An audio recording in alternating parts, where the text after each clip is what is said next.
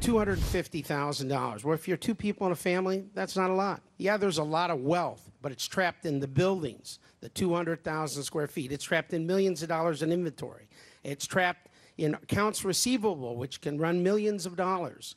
People that are saying, you know, I don't have it right now, I can't pay you.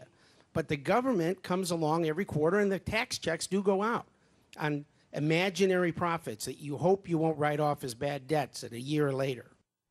That was small business owner David Greenspon explaining to President Obama today why his proposed tax hike on the so-called rich could hurt small businesses. Now, the question is whether the president took it all in. Here to weigh in is Amelia Antonetti, AMA Enterprise CEO and author of the book The Recipe.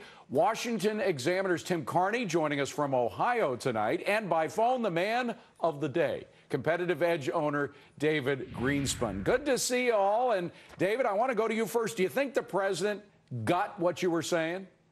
I think he got what I was saying. I don't know that he wanted to hear it at that venue, but I think he got what I was saying. Now, is your business, I understand you got about 100 employees. You have about 200,000 square foot of manufacturing space in your plant, as you mentioned to the president. Are you personally going to be hit if the top rate is increased? Well, I mean, certainly I'm hit. I mean, it's going to affect the earnings of the company. Will it change my income? No, it won't. I pay myself a salary, the same salary for the last 10 years, and I live on that. The idea that we give out in Scoreboard all the time is that small business people, even if it sounds like they're rich, you know, they're making between $250,000 and $500,000 a year, they put so much of what they have back in the company. Do you do the same? Absolutely. That's how it grows. Yeah. Amelia, you do the same, right? Absolutely. This is not a millionaire's tax. This is your average person next door tax. And what people don't understand is the small business is the fiber of the community. We build our businesses in the community. We encourage people to spend dollars in that community. This is who you go to join the chamber. This is who you go to sponsor your Little League. This is who you go and go, she'll buy 100 boxes of cookies. When you tear at that fiber, you're deteriorating this country, one city at a time. Tim Carney, you know, there's another message that Mr. Greenspon gave out today to the president. I hope he heard that as well. Let's play that tape, and then I want to get your response. 5% on millions of dollars of profit creates many jobs. Nobody's putting it in their pocket on a corporate level. They can sit with their piles of cash, but on a small business level, which is, you know, the essence of this country.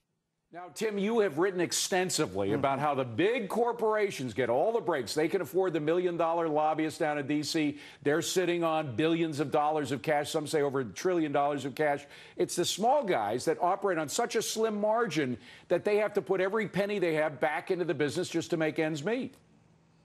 And when people criticize Obama as being anti-business or not having enough business experience in his cabinet, in his White House, the part where I think they're correct is that he doesn't have people who have run a business, as businessmen say, who sign the front of a paycheck. Sure, he's got corporate executives, old Goldman Sachs advisors, he's got lobbyists in his administration, but he doesn't have the guy who started the auto parts business or you know, the dentist who runs his own shop in his White House, so he doesn't understand that experience. So he thinks, well, if some of these lobbyists tell me they can handle this regulation or this tax cut doesn't affect them, then heck, business must be behind it, without realizing small business and big business often have divergent interests. You know, it reminds me of something, Amelia, that Milton Friedman once said, the great free market economist. He said the biggest enemy of capitalism in the free market is not the socialist, it's the big corporate executive who wants a free market for everybody except him. He's the one who gets the bailouts. He's the one who gets the tax exceptions. He's the one who gets the carve-outs on all the reg bills. Yeah, and they don't play by the same rules. Listen, if they've got a big bill, they've got big lawyers that turn around and go, we can postpone, we can delay, we can do all those things. The small business person can't do that. And at the end of the day, you forget that the small business pay themselves last. Everybody else gets paid. We worry about our vendors. We worry about our employees. We worry about our inventory. We worry about everything. And then what's left, we get paid. And if we're going to take from anybody, we take from our own pockets first. So exactly what he was saying on the tape, saying so many of the people, our customers, are saying, look, I can't pay you this month, but I'm going to try to pay you something next month. We have so much in receivables that we're trying to collect. And he may pay every quarter, but not all businesses do. I want to give the final word to Mr. Greenspon, who started this ball rolling. Do you think that the electorate has got the message here? You say that the president at least heard what you said. His rhetoric, of course, indicates he's not going to be changing his policies at all. But do you think that the voting public gets the message, Mr. Greenspon? Well, I mean, I've received an awful lot of unsolicited emails, all afternoon. Where people get my email, I don't know, but they do. And the majority of what I've seen are actually people that agree that the small businessman needs not just assistance, but the support of the government by giving favorable regulation and favorable tax status so that we can continue to evolve and grow, especially during difficult, economic periods.